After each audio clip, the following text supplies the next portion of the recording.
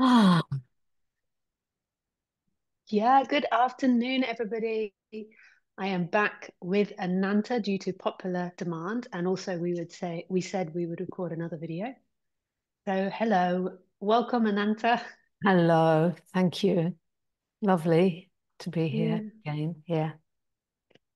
So I thought that we could just pick up from um where we left off with the story, um, just as what happened to you when you got out of prison. So for those that didn't watch the previous video. Ananta had a big energetic awakening when she was in a Japanese prison. And yeah, and I'd be interested what happened once you got out, like how you dealt with that, how you integrated that into being in society. I mean, Wow. you went in 3.5 years, you're like a completely different person when you come out. No person. Exactly that. The one who went in didn't come out. Let's put it that way. I mean, absolutely didn't come out. So if you are a long time like not relating and not speaking with anyone, there's no relationship, then every role you play falls away. Because you are no longer, I mean, I didn't see a man for 3 years. So then there's no woman, so there's no friend. So you're no longer in the role of a friend. There's no, there's no brother. You're not a sister. There's no daughter. All the roles are gone. You're just all the time what you are aware. So I think that that was a big component to why this shift easily happened in such a big way because there were no roles as well. That's one of the components. However, when I got out, so it was just as big a shock as going in. Absolutely massive shock, like tremendous fear too, because I'd gone from being solitary confined in complete and utter total silence. So I'd kind of opened into the whole space. So the whole space in the cell was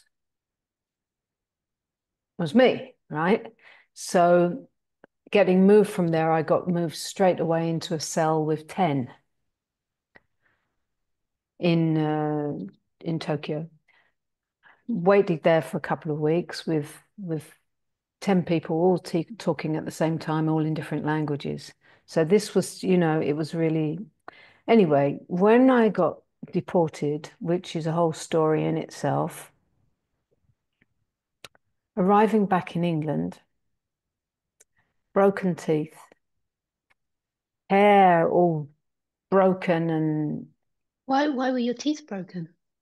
because they deteriorated, they just, the stress levels were so high that many things, the immune system, whatever, I mean, I'd lost whatever, I needed a cap, I needed this, that, they just didn't see a dentist for a few years. And I didn't eat for many months when I was in there at all. I couldn't eat and I couldn't sleep. So, but that changed after a while, which is a whole nother story, which I've told many times in different interviews. So that can be found. Um, so I got out and the absolute, I mean, my eyes were like this, and one eye was constantly dripping a tear. And this tear was the tear of truth. And it was just a constant, constant drip. I couldn't stop it, but it was the tear of truth. Like from the depth, whatever I was seeing, or I mean, I was in such a deep, placeless place that it was impossible to have a conversation Mm. about anything.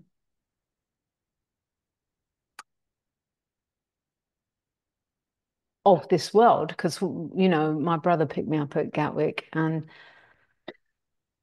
Oh goodness. But even being in an airplane must have been well, crazy. I was in cuffs when I was put on the Oh, plane, oh, right? for everyone to see, it's like be walked down like Yeah, I was put on the plane. And then the cuffs came off when I sat in the thing. But the woman next to me, she got it. She really got it. She realized what was going on, and yeah, it was, there were all these restrictions, and there's a whole story to that, but I don't want to use our yeah. time. So I've come into Gatwick, and I've come back to meet the parents, but it's like I was full on tripping. I was absolutely tripping. Like the world is, everything I see in the world is unreal. When we think about the statement, the world is an illusion, everything I could see, I could just see right through it. Like none of it had meaning. And I was in a completely different state of being that I couldn't possibly converse with anyone who would even, I couldn't speak about it. I was just, and I also didn't know what had happened. I didn't know Mm. what this shift, I couldn't name it. So I just knew that I was somewhere else. And so I just I couldn't converse, I couldn't relate, I couldn't. So I locked myself in a room in my father's house. It took about 4 months where I just went into solitude in that house, and I Mm. couldn't. So there's a whole story around the whole eating thing, which I have told in different interviews, which was a big thing because I couldn't eat without having my eyes closed and going absolutely to heaven in a state of absolute, in a state of immense gratitude. It was the only way that I was able to eat. And, the food would go in my mouth, and I spent like, because we had 6 minutes to eat in the prison, and I couldn't,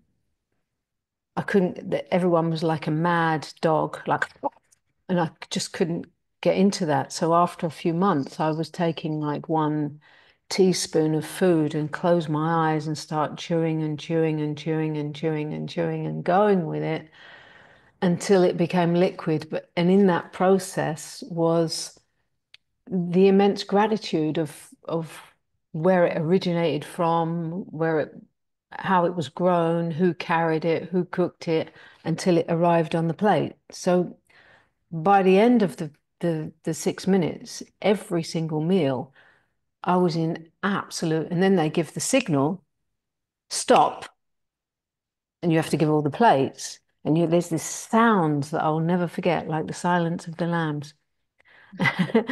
And I would just be like these sounds, and they'd just take all the plates, and I would just be like in this state, and I'd open my eyes, and they'd all be staring at me.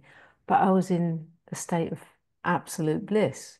And Mm. this was 3 times a day, right? Mm. So it was like there was a river of greed where the layer of the dimension where there is all greed and hatred and projections which were flying all around the space because you're in silence, but there's a loud, it's loud in there because you can hear everyone's thoughts, everyone's feelings, everyone's projections. It's like a river of all that stuff is there. So I was going out the door Mm. into a dimension of absolute gratitude, bliss, heaven.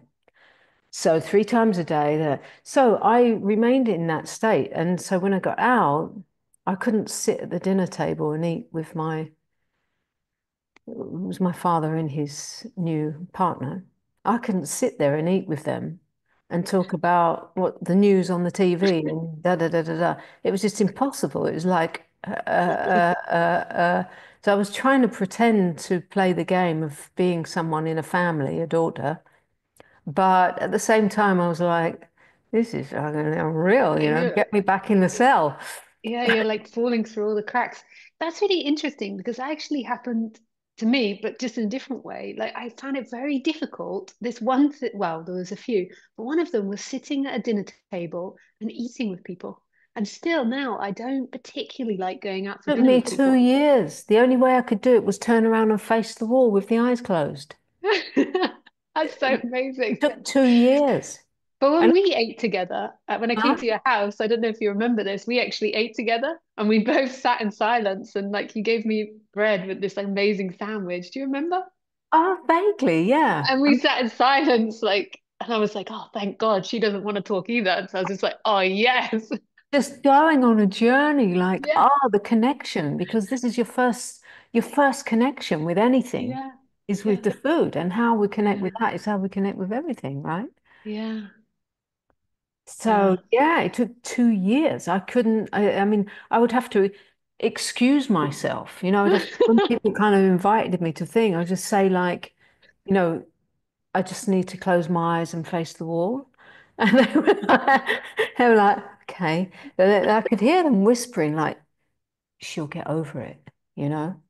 But for me, it was like an absolute sacrilege to disconnect with the food and go into these nonsensical conversations. So Oh, yeah, that's so sweet. that was that. That was a big thing. And it took 4 months before I could look in the eyes of a man. Wow.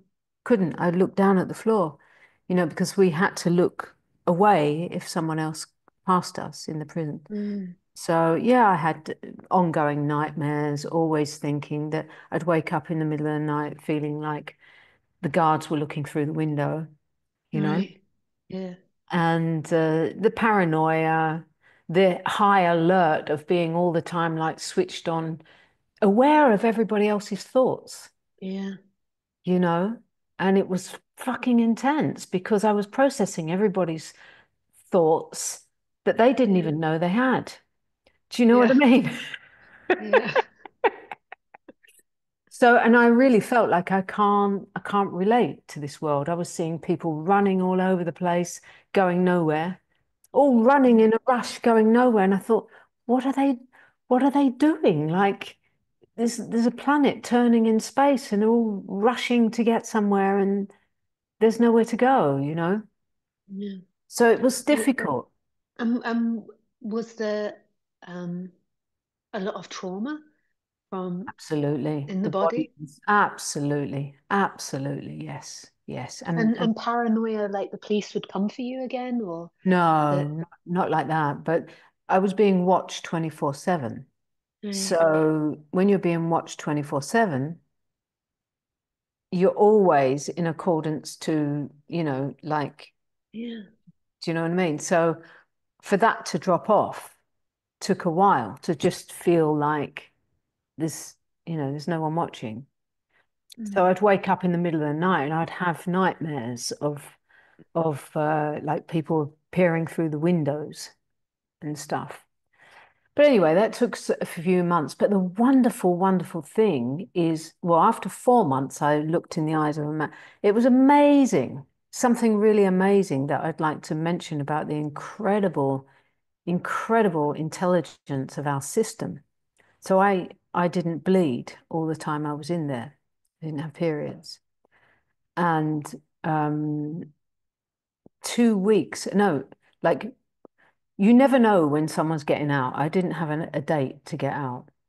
But you see that people in the factory, they go for a meeting with immigration, and about a couple of weeks after that, they disappear. They never come back. So you know that one day it's going to happen to you, and it's always on a Monday morning, right? So and you don't know what happens after that. So the moment that I got called to this immigration visit, I started ovulating, and 2 weeks later, I started bleeding. Right, my body knew I was getting out. It's just amazing. I mean, I was shocked that I was getting out because it was too early. I actually got out earlier. So when I got out and I couldn't look in the eyes of a man because for 3 years I hadn't felt like a female. And now when a male come into the room, I had all these like, you know, I had nothing coming up for 3 years, like nothing, there was nothing to trigger the personality except, you know, there, there was, but there wasn't. Like, now that's such a long thing to talk about. I don't want to go in that. So,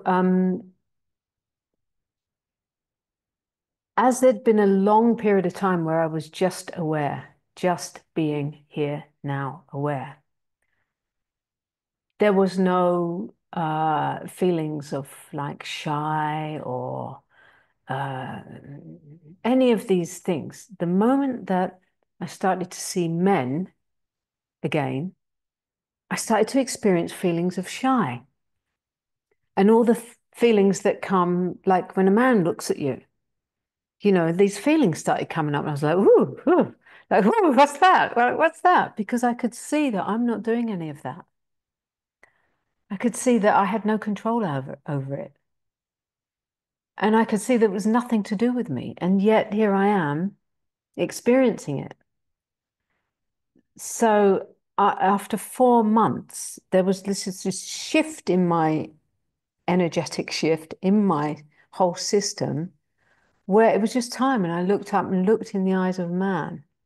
And whew, the whole thing came. The whole thing. Oh my God. You know, I mean, I was a walking orgasm, by the way.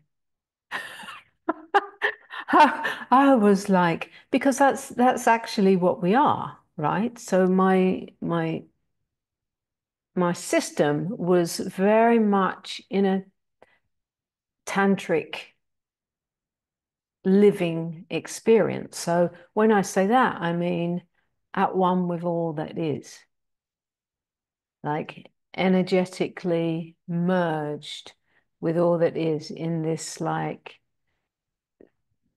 so the density on a certain level, there was the density wasn't there. And this was blissful and orgasmic, right? And it was just naturally like and at the same time, there was trauma in the damage in my shoulder, like from doing a repetitive movement, working on a machine for 3 years, making sewing shirts, school shirts. So this was like absolutely incredibly painful. Like the nerve was damaged down my arm, and there was a lot of physical damage. So these different levels, there's damage on the physical, and that has a mental, emotional component. And then there was absolute total freedom on the level of what we actually are, that was in an absolute total meeting with all that is. I mean, what we actually are is deep sexuality, you know, that Could you elaborate a little bit more on that as to what exactly you mean? Because I think a lot of people only know sexuality as ejaculation, and as bonking. well, that's a great pity, isn't it? Um, that's a great pity. Um, so what I mean is the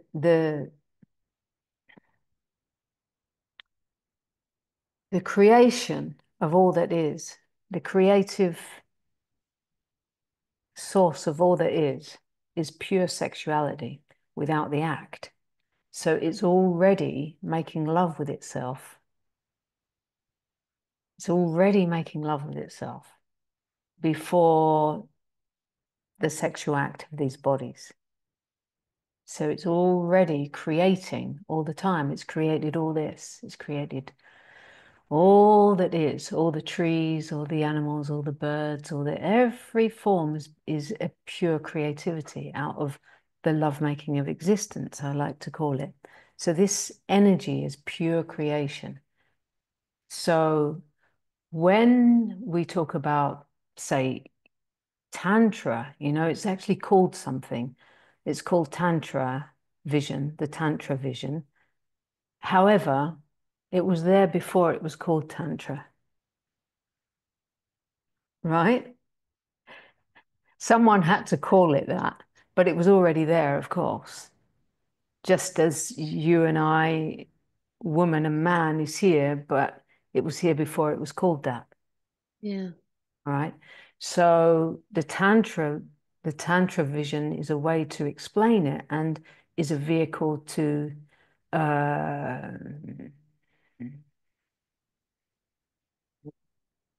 don't have the words. So Mm. um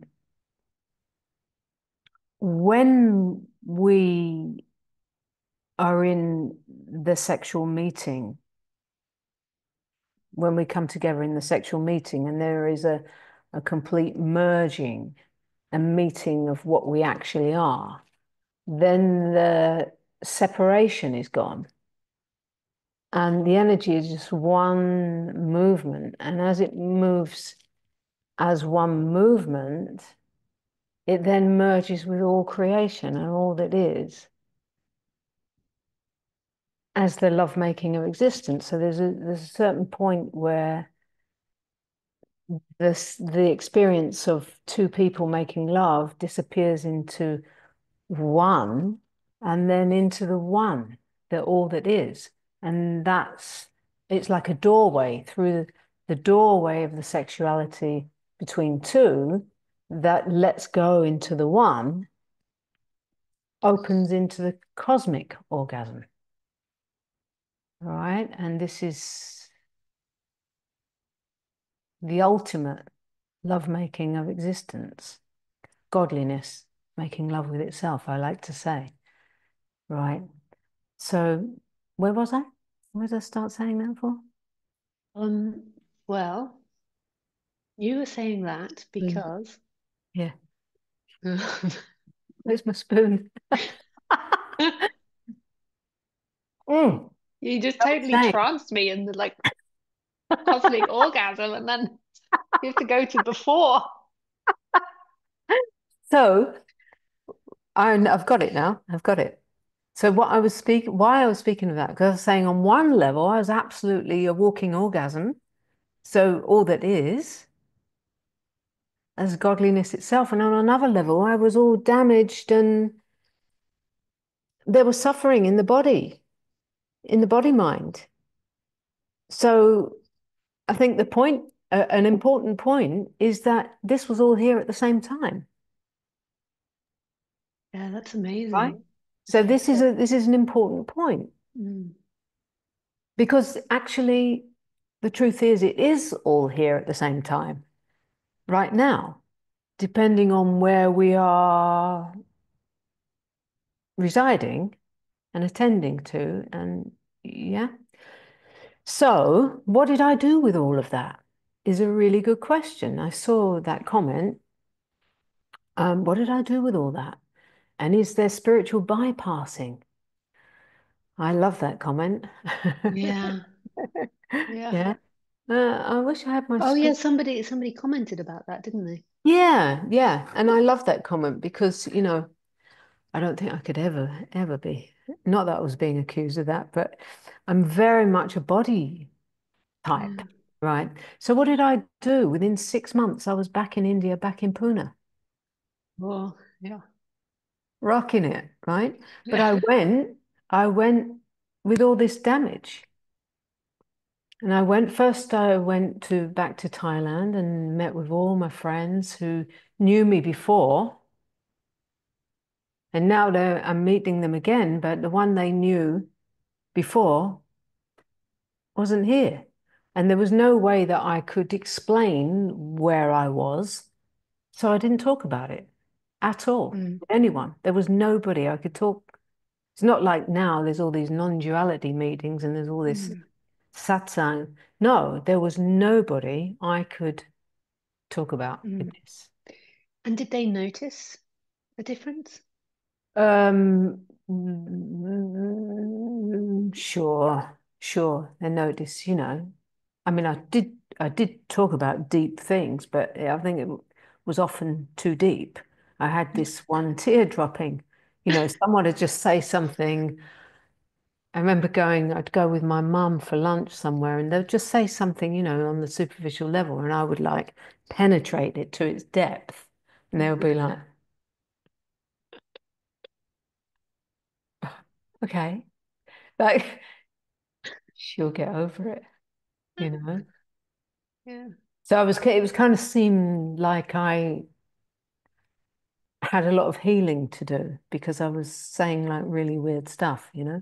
But I Mm. needed to speak, but there was no one to speak with at such a depth. Yeah. So I You didn't. didn't know any non-duality teachers. You knew Osho. There was none. No, no. The only ones I knew was Osho was my master at that time, Yeah. right? And we're going back 28 years. I got out in 1997, Mm. right? So there was no awakening for the ordinary being at that time. There was no, so I couldn't even recognize that as what's happened here, right? Because I still had all this pain and trauma. So how could I possibly think that was anything to do with enlightenment, whatever that was, Mm. right? But I knew I had to go back to Pune. I knew I had to go. But what happened was I came across Gangaji at that time. And as soon as I started listening to her, because she was speaking in a very direct, very clear, very direct, as soon as she started speaking, I knew she's speaking, this is it, this is it, this is it, this is it. So that was, and I just became then obsessed with listening to Gangaji all day and all night. And I went to Pune and I went into a 4-month rebalancing training. And this training is about a very deep type of body work. I was training in that body work where you're training to go through every part of the body to release trauma. You go very deeply into every part of the body. It's got Rolfing is one component of it, and um, structural integration and meditation. And so you have to go through everything in that training. Every part of your own body has to be gone into deeply and opened up and released. So I was in that for 4 months. And I can tell you that at one point there were about 6 or 7 people standing around while I was on the table, and they were working really deep in my body. About 6 of them standing around with pillows while I was punching, spitting, kicking, like wow, absolute catharsis, releasing all this, the deepest of anger, all of it getting released, and you're learning how to work on another. So I was working on others in the same thing, and this was just like, and I didn't tell anyone in the training, and halfway through the training, you have to stand up on the stage naked. You might get to keep your pants on, but otherwise you've got to stand on the stage naked and have the whole training read your body, which is about 30 people or something. And I stood up on this stage and I just broke down because I hadn't said anything, but now they were starting to read my body and they could see, like it was like everything was all in the top part of my body. I had shoulders, but I had no legs. I had nothing to stand on. My legs were gone because I've been working on a machine for years and not allowed to walk anywhere. So no use of the lower body. And anyway, they started speaking the reading it, and I just broke down, and then I told, and then there was a whole big.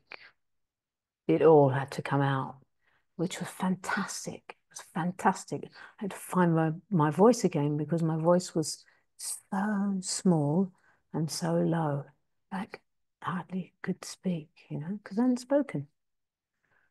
So I started screaming all of that out, and so I went through a real but of course, Osho Commune is very much it's for that. And it's also 3 amazing meditations a day. You've been there, right?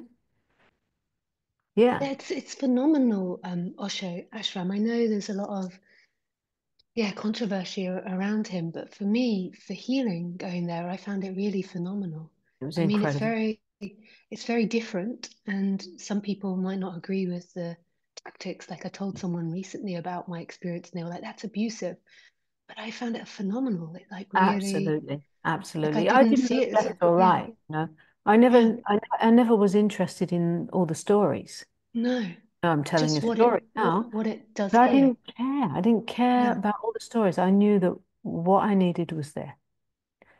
And it's a very tantric field as well. You know, there's a lot of dance, there's a lot of, you know, shouting, screaming, catharsis. Who is in? I had to do the Who is in again, that group that I mentioned in the first video. And for me, this time it was an absolute piece of cake. I was laughing all the way through it, that people were like having a problem being silent for 5 days. But anyway, and it's very spiritual in the sense, you know, you remember the White Robe Brotherhood? I don't remember the white robe. I mean, I won't go into all of that, but it's incredible, incredible spiritual, and like really, you're just in a meeting with God, and um, slowly, slowly, it was gradual that I started to understand more clearly the shift that had Mm. already happened. And I was working on bodies, and I was, you know, and one of the things about the stories, you know, I saw a few comments about why the story, da da da. But one of the things I like to say about that is that we are all unique. We are all that which we're pointing to. We're all, you know, absolute godliness looking through a pair of eyes. We're all that. And yet we are individuated in a very unique expression, and there are not two the same. And it's the very story, the journey that we walk through and we process through, where we have a unique experience of realization. And as that integrates our unique personality, we become a unique expression of this message. And Mm. that is why we see so many messengers, or call them teachers, whatever you want to call it, but the messengers of this message with a very different angle, with a very different shape, with a very, very different flavor. And that is very much to do with where we've come from, how we've grown, and nothing can repeat that. And that's why it's so beautiful, because you come to understand people in a very unique way by what you've yourself experienced, right? And the same for me. I come to understand so many things through all this challenge and difficulty, um, that I can immediately look into someone and see where they are and see where they're free, right in the midst of where they're totally and absolutely suffering and stuck. And, you know, it's like it gives you credentials that you can't get, or qualifications that you can't get by going in a training program in a university. Yeah, It's the totally. university, right? Mm. So yeah, and then I like to say that when I started sharing, actually, you know, there was a couple of years I was in Pune, I was doing all this work with people, and amazing to work with people in their deep, deep stuff and all of that. And I just could not anymore support of the story of me, the me story. I mean, I know I'm telling a story of me here, But there's a very big difference. There is a very big difference. I know I don't need to explain that to you.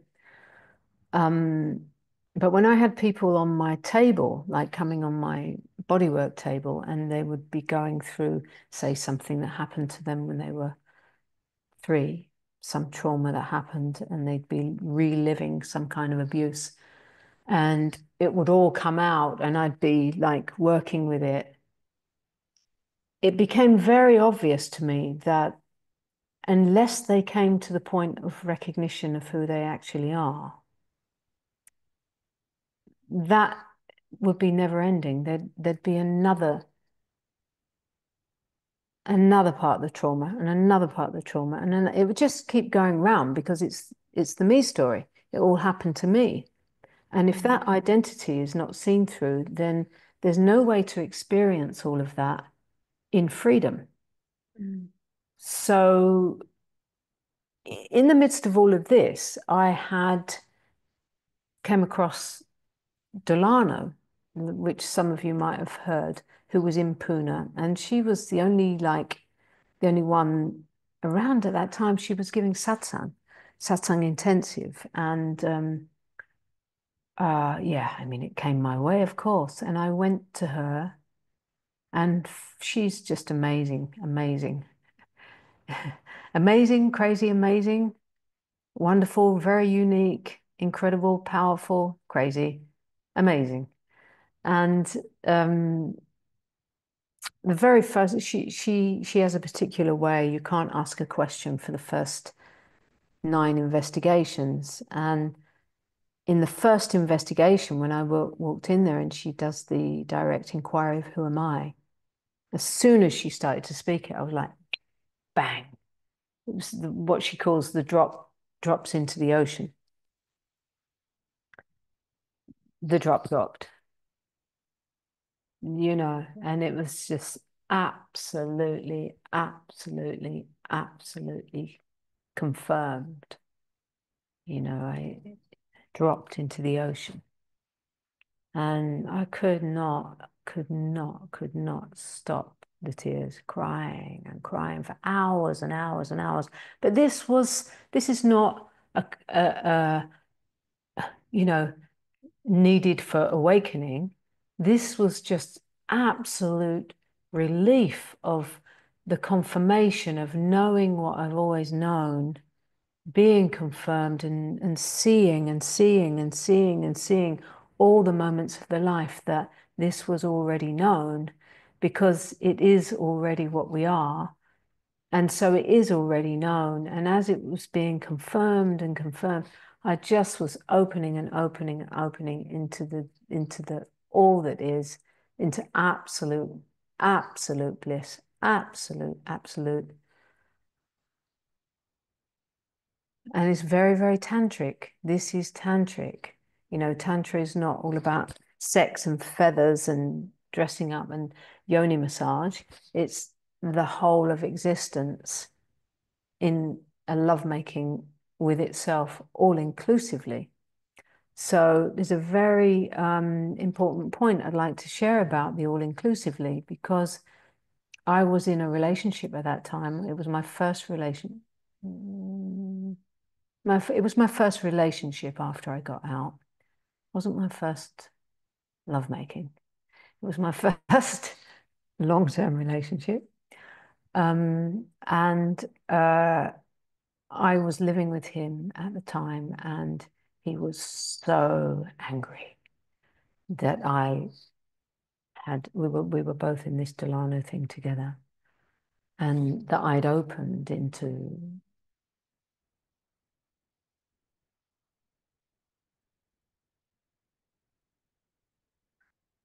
He was so pissed off because he wanted it. And he was so angry. And so he rejected me. We were living together and he rejected me. And he said, if I am love, then I don't need you, yeah? And he just pushed me away. And so all the triggers of rejection and all the personality trigger and all the female trigger, and everything got triggered in my system, while at the same time I was in a total expanded, ongoing experiencing of absolute Satchit Ananda. At the same time, there was a touching of a core wound. And all the feelings of rejection and all those things were all moving through my body. And there was the question like, you know, what am I going to do with this? What's this? How do I deal with this? Because there was nobody to answer that question. Delano wasn't interested in that question. She didn't deal with the world at all. She was totally removed from the world. She didn't deal with relating in any way. So there I was with this contradiction, apparent contradiction, living with this guy who was, you know, ongoing. There was drama. And here I am, like, how does this two come together? And I did ask her. She couldn't answer that question. She wasn't interested. And so that became my living inquiry. From that moment, it became my living inquiry. How does all this come together? And from that moment, the integration of all these levels started very consciously. Because I will say that between the moment I got out of jail and this moment, there were 3 human years. Not that years even exist. It was just only one moment, right? But in the world of time, there were 3 human time years. In that was this confusion. And so from that point on, I was the living inquiry. And from that point on, I started, I'm circling back here because those people on the table that were having these traumatic releases of the little me, from that point on, I started to work with them, to bring the recognition of who they actually are. I would sit for 15 minutes before we started the body work. I'd sit with them on the table and do a direct inquiry of who am I, bring them to the recognition of so there was no separation between what I am and what whoever it is. So it was a direct seeing, and then I would say, okay, let's start then I would start working on the body. And as I was working on the body and all this stuff would come through them, I'd be throwing their arm around and say, look, see what is not moving, something like that. So these pointers started to happen and they'd be having these recognition. And then it came to a point where they were like, can we do more of that? More of that. Can we do more of that inquiry? Because they were having these like experiences of awakening. They were waking up on the table and they were like, can we do more of this? Like this? Can we do more? So I started offering sessions of only that, like an hour of that. And then they started telling their friends, and then the friends started coming. I mean, there's a whole story to that. But so there's a whole story that goes with that, which I've told many times, where I received the knowing that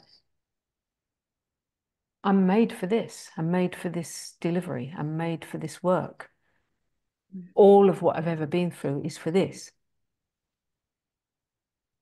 And there's no other point to it other than this. I'm here to serve this. And through what I've lived through allows me to meet anybody in the depth of pain, in the depth of trauma, in the da da da da da da da da da da da da, and work with it in a way where I absolutely know beyond all doubt, always, that they are free and they can know it right now, always. And the integration of all that. So I want to stop here and just let you, yeah. Sorry, let me see what comes up. I mean, it's such a phenomenal story. I can see, um, yeah, I can see how like you were made for this. Like it's really Mm. phenomenal. No doubt, no doubt. So when people say to me, oh, but I haven't had this big explosion experience, da da da, I say, you don't need to. It's already done. I already did it. That's why I can easily take someone into recognition, and I feel it's like that. I feel it's like those who came before us, like the Ramanas and the Anandamayi and Nisargadatta, those who came before us, they did that for us. They sat in a cave for years and years in silence. So we don't have to. They Yeah. paved the way and they prepared the ground so that we could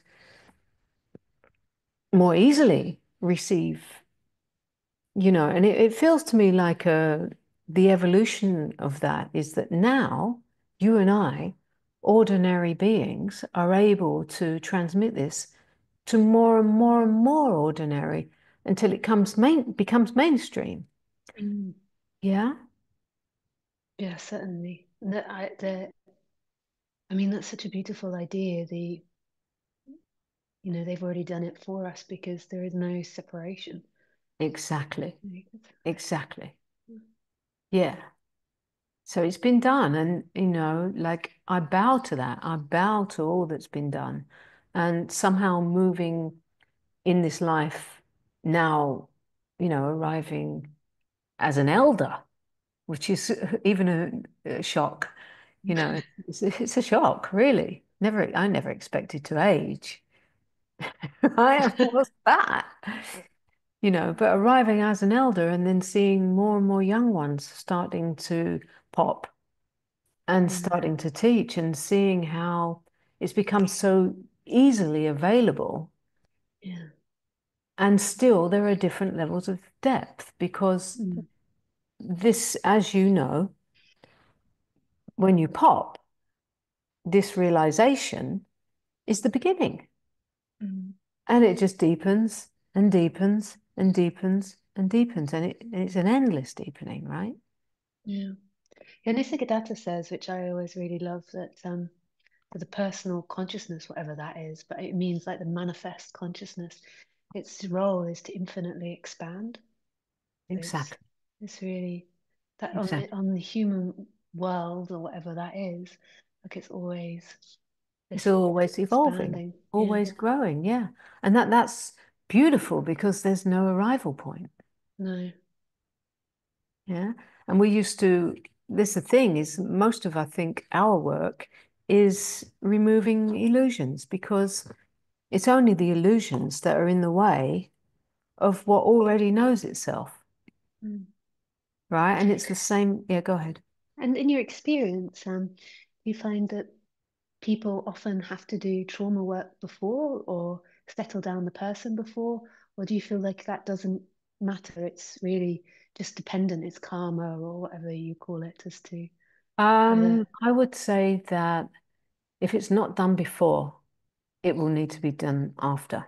Mm, In most cases, it's not a rule because there are no rules in this, right? mm, But the more work we've done before, once the recognition is there, then it's easy to integrate.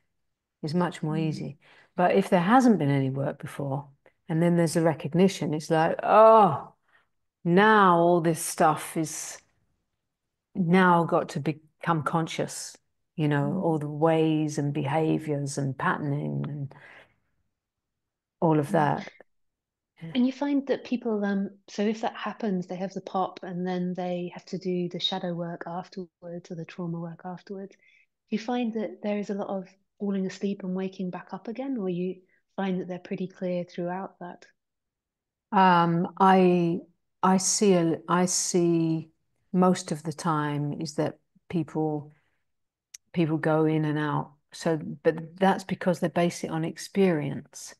So they're having the experience, and then like they wearing the personality identity, and then they're seeing, and they're wearing the personality and they're seeing, and this identification kicks back in until they're just seeing right through it. Yeah, so but in that, I often meet with people that they base it on having the experience of no identity. So of course, you know that it's not even about experience, and it all it's all here at the same time. So identification can be triggered in any moment, all at the same time that you're totally free. Mm. Yeah, so it's all coming together at this. It's neither this nor that. It's neither in nor out. Yeah. I think I have more questions there, but they're not springing to mind instantly. And one comes. What is the way that you tend to work with people, or is it really dependent on who you see and It their really story? depends on, I mean, I can just immediately see the level of understanding. You know, when someone comes and they start speaking, the language always gives it away, even if the language is correct. Yeah. There's even if the words are correct, there's something about the energy in the words that's either alive or just intellectually spoken. So, you know, when people come, it's like I'm taking them in absolutely, completely, taking them in, knowing them, knowing them because we are one, you know, so completely taking them in and then penetrating. Yeah. Yeah. And how do you find this? So from the tradition that we sort of came from, the Indian tradition, there's a lot of focus on having a guru and committing to a guru. And I see the importance of that, but it really doesn't translate well in the West. Like, because it's a massive cultural thing in India, the idea of a guru, whereas in the West it doesn't quite translate well. Um, but I see the importance of it in regards to the commitment to it. Because if you're working with someone then and you're pointing out their seeking and their suffering, they're going to get very reactive with you. Yes. Oh, And tell so me about it. the underlying like commitment, I mean, that's what India I think really does well. Yeah. Um, but there's lots of problems with the guru when it comes over to the West because of lack of understanding of it, so then it gets into weird dynamics and then gets bad press.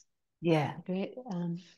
But so how do you deal with that? The reactivity when you point out the stuff, but then them carrying on to commit to it. Yeah. Good question. I feel that it also has a lot to do with the time that we are in now, like 2025.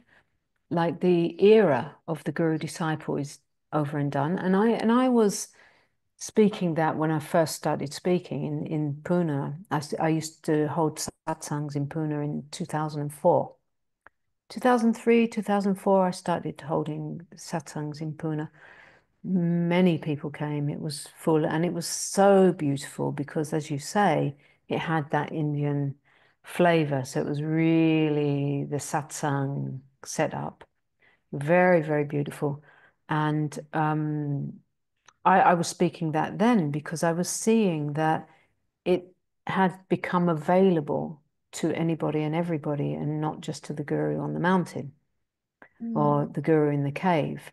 So for the ordinary human being to be able to recognize right here, right now, no matter who, this is was something new.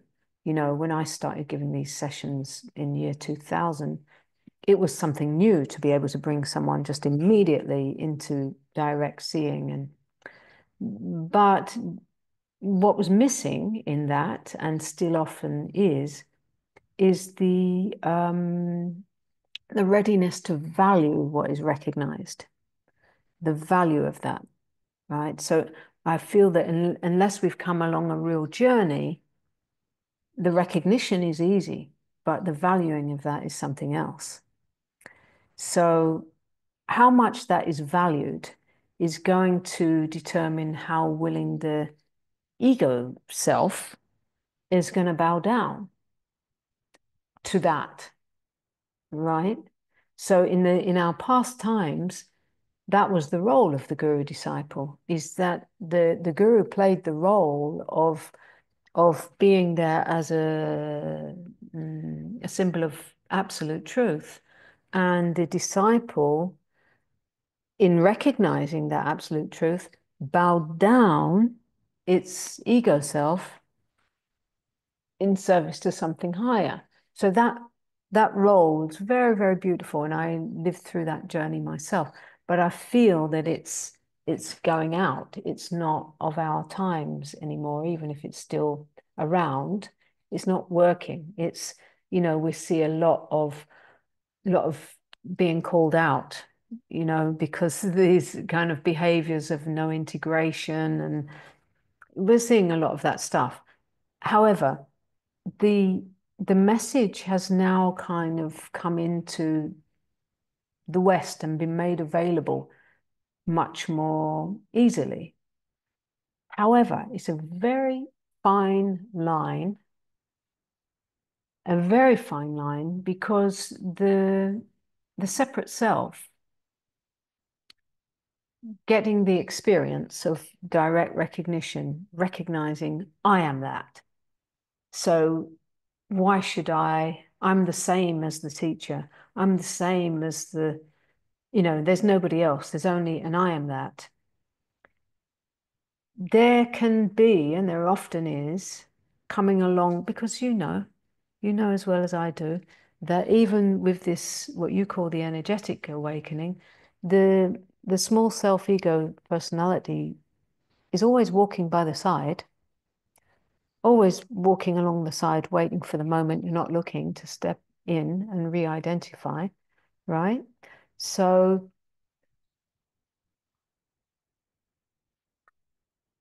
when there is like say, for example, I have a room full of people and can bring everybody into direct realization, everybody there is with the eyes open, recognizing, yet there are different levels of valuing that or trying to own it and use it in service to the ego self. So then they want to, it happens, the reactivity, and they want to compete with you or show some kind of proof that they don't need you, which is, it's a bit like mummy daddy stuff, because there's the projection of mummy, their mummy daddy stuff. If it hasn't been worked through and played out and seen through and dropped, they're going to play it out with the teacher, and I see that a lot. And because of the times where, not just because, but alongside the times that we are in, and it being more and more available to wake up, if there's no maturity,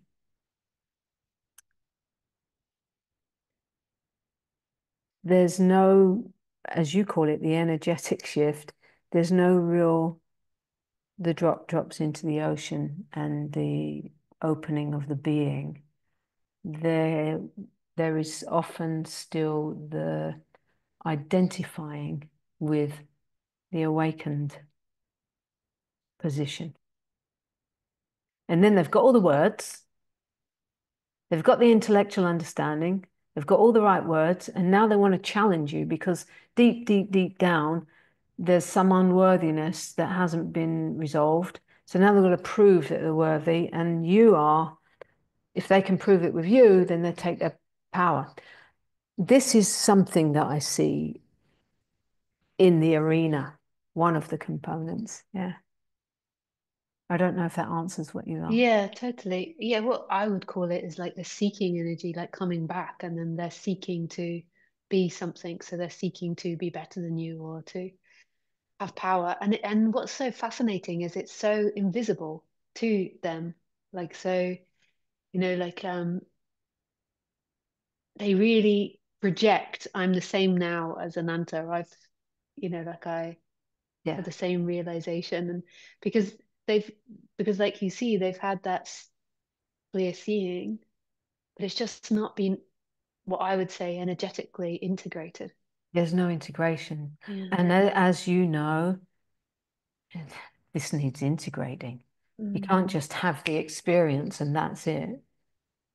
What about all the personality? Like, all the places where you've got all these like behaviors of manipulation, and that's why there's a lot of teachers being called out, right? Like, where we see sexual abuse or we see behaviors that are, and that's the new fashionable term, spiritual bypassing has come about, is because of the tendency to go in the absolute and go into this absolute position of there's nobody here. There is nobody here, so there's nobody here to do anything wrong, and there's nobody here. You know, that position doesn't integrate on the ground floor of daily life experience. It can be used in a denial. And mm, so, what we're talking about when we say integration is when all of that gets updated by stepping into it with clear seeing in the way that we operate mm, on the ground floor, mm, and with qualities like honesty, absolute honesty. You just can't sneak and cheat and lie and all those things. Even if you say, well, there's nobody here, I didn't do that. It's not possible because there's no embodiment of this mm, of this purity. It's like everything gets cleaned up, doesn't it? It's a mm, cleaning, an absolute cleaning. So the integration, I would say, is happening for the rest of their life. mm. Yeah. Yeah. And I that, don't and like I love you saying that, because that to me is like absolute humility. There's no position of like, I'm done, I'm finished. It's like I can endlessly expand. I can exactly. endlessly, I mean, I don't want to say I don't improve, but I claim, mean, yeah, yeah. I don't claim to be, I don't think anybody is finished. Mm. Have arrived. Yeah, like on the human level, there's always like to remain, what was it Papaji said? Mm, Remain vigilant until the last breath, mm, right? When he was asked, do you still need to remain vigilant? He said, until the last breath. mm. You know, there's, I don't claim to be, oh, it's all over and done and da da da da. There's no work. Yeah. I love the way that you're saying this, just so for the people that are listening, if they're used to listening to me, I say it in a different language, but I totally resonate and totally feel like it's the same, very similar, but it's just different ways of saying it. Yeah, absolutely. That's Very what makes us unique. And I love the way you express as well.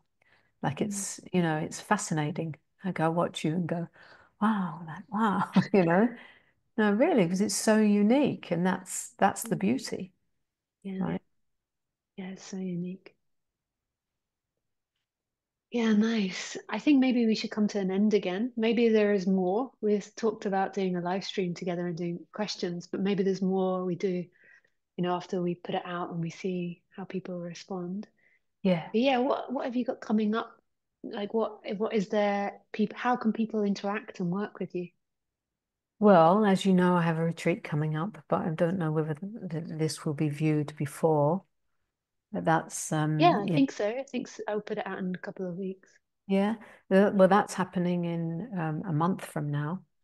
Mm. in Portugal. I'm in the Algarve right now, and my life is not sorted out, you know, just for anyone listening. I don't have all my life sorted out. Not at all, you know. I'm still looking for a place to settle, physical home, da da da. Um, and I have an online Sangha, an online Living Awake group, membership group, an intimate group where we meet regularly every couple of weeks. And we have an ongoing intimate exploration and support. And I offer sessions and containers for people who want to really invest in a real intimate, in-depth journey together over months. And I've been feeling recently, like for the right person, you know, that I would do individual retreats, you know, Mm, but with the right application. mm. Have to be a real alignment, not for anybody.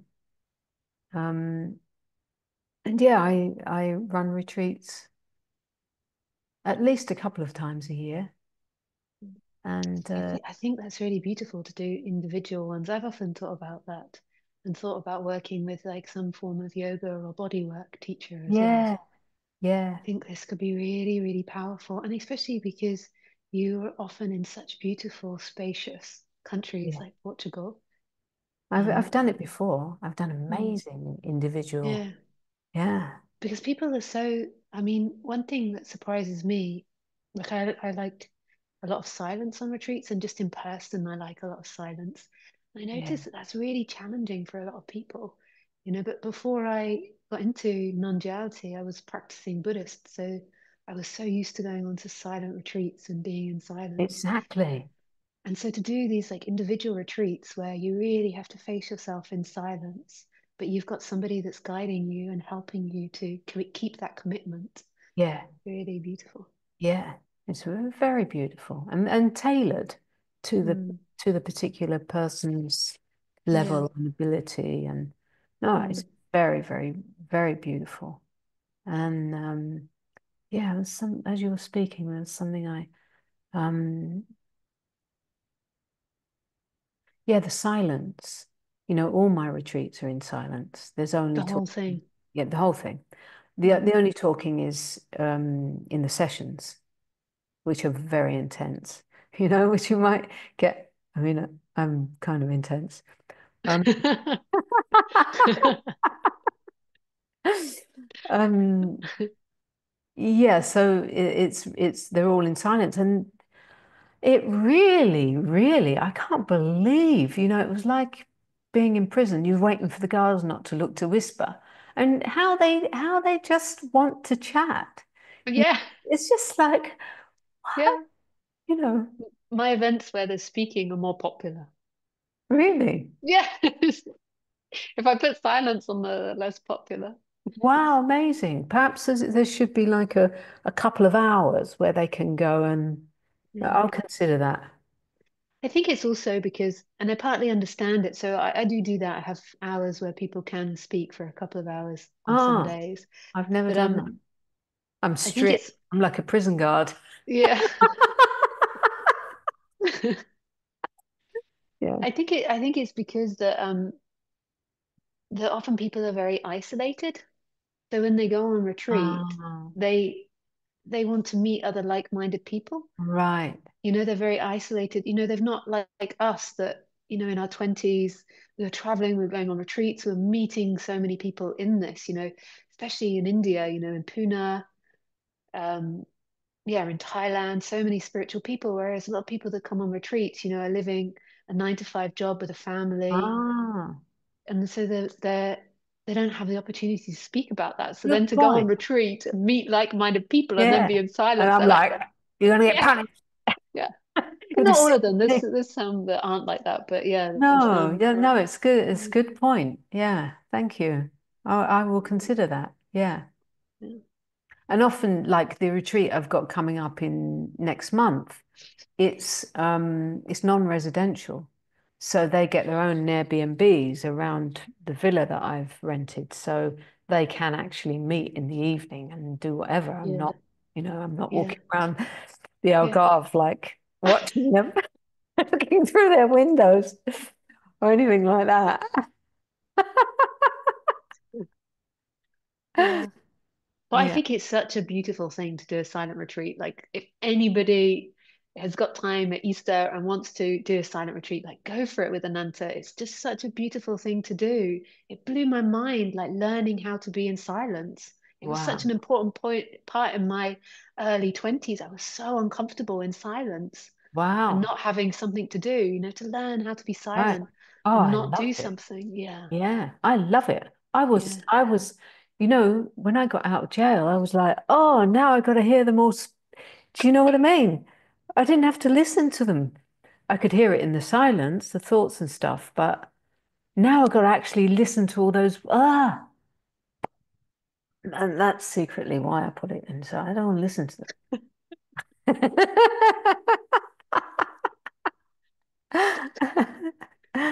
Yeah. But of course, also I have like, I don't know, 500 videos on my YouTube channel and Mm. no, my not as popular as yours. It's like not many people know about me, I think. Yeah, it's I don't know. I think that there really is something in how this whole thing works. You've got to be ready. I think that the message that I bring and the thing that I invite is really, it can be quite confronting because it's deep, you know. Yeah. Yeah. It's really, And like you say, your personality is very yeah, intense. yeah, Like, yeah. sometimes when I struggle with boundaries, my boundaries are getting so much better. Like, I've really had a breakthrough with that. But sometimes when I struggle with them, I think, what would Ananta do here? Honestly, like, I use like the image, like, how would Ananta respond? And then when you get the imagination of that, do you act on it? I just it helps. It's like what Khaleesi used to do for me as well. Khaleesi was really fierce. It's like an energetic thing, like imagining how you would respond. Like, no, like just your firmness. Like, but my boundaries are getting so much better now. I've really worked on that the last 10 years. Wow. Wow, that's beautiful. Yeah, you've grown so much because I mean I've seen your stuff for 10 years easy. Yeah. And that's the thing. It's that what we're talking about. It's like it's this deepening and deepening and deepening, and this is endless revelation. Mm. It's such a beautiful, beautiful thing. And before we started, and before we end, before we were on camera, you asked me to say something about you wanted to open up the door of how sexuality Yeah, can be. Do you want to ask about that still, or? I think we now Oh, done we're an at the hour. hour. Yeah, I think Okay. we're over an hour. Oh, are I we? think we're at like an hour and 15. So I think maybe that's another. Yeah. I would love to talk about non-duality and sexuality. Um, yeah, and feminine energy, and I would love all of that. So yeah, it Okay. might be another video, another live stream, or Okay. yeah, and Yeah, we we can could see do what people something like that. comment, like ask, like how they feel, what they would like. Yeah. Would people like to attend a live with questions or Yeah, something like that? yeah, Yeah. Thank you so much, Lisa. You're so yeah. generous in the space you offer. I really feel that. Mm. Mm. Oh, thanks, Ananta. Oh, I've loved it. Yeah, yeah. I loved it. Yeah, and I love having this friendship. Yeah, me too. Absolutely. Really valued. Really. Because I have found, I don't know about you, there's not many, I don't have a lot of friends I can relate with on this level. Mm. I totally find that too. Mm. Mm. So it's greatly appreciated. Yeah. And I just felt to say, you said you are looking to settle. Like just because there's a wide audience, and I know there's a big audience in Portugal, and you are looking to settle in Portugal. So I just thought to say that, if anyone else has got any contacts or ideas, yeah, they could Yeah, contact you as I'm well. also, it doesn't have to be Portugal, you know. I Yeah. feel like it can be, I'm feeling that more and more because there are many reasons because it's so spread out here. It's like, Yeah. yeah, it'd be great to have some contacts here that know of something, but I'm also open to wherever. I just really need a landing place now Yeah. at this point in the life, you know? Yeah. Mm. Thank you. Yeah, thanks, Ananta. Okay, so I'll stop recording now. Yeah, and thank you everyone listening. Mm. Bye.